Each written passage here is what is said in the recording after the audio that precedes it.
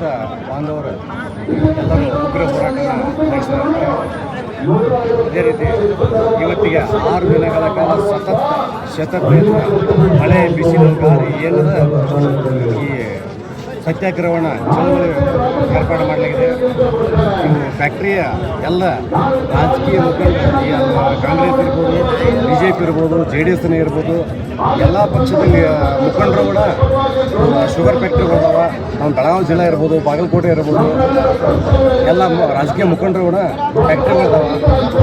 ಈಗ ಯಾವೊಬ್ಬ ಫ್ಯಾಕ್ಟ್ರಿಯ ಮುಖಂಡನೂ ಕೂಡ ಮುಂದೆ ಬಂದ ನಾ ಇಂತಿಷ್ಟು ರೇಟ್ ಕೊಡ್ತಾನೆ ಮುಂದಾಗಿ ಬಂದ ಘೋಷಣೆ ಮಾಡ್ತಾ ಇಲ್ಲ.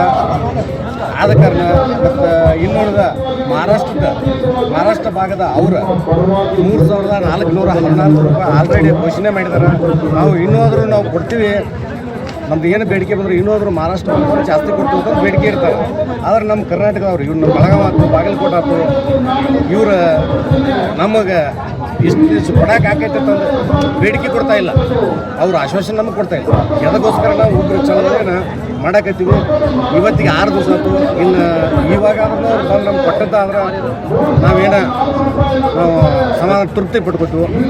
ಇಲ್ಲಿಗೂ ಬಂದು ಅವ್ರು ಕೊಟ್ಟಿಲ್ಲ ಅಂದ್ರೆ ಇನ್ನು ಮುಂದೆ ಎಲ್ಲ ಭಾಗದಾಗೂ ಉಗ್ರ ಚಳವಳಿನ ನಾವು ಹೆಚ್ಚಿನ ಪ್ರಮಾಣದಾಗ ಹೋರಾಟ ಮಾಡ್ತೀವಿ. ಯಾವ ರೀತಿ ಮಾಡ್ತೀವಿ ಪ್ರತಿಭಟನೆ ಮುಂದೆ ಕೊಡಲಿಲ್ಲ ಅಂದ್ರೆ ಇದೇ ರೀತಿದಾಗ ಆಕೈತೆ ತಂದು ಹೇಳೋಕ್ಕಾಗಲ್ಲ ರೀ.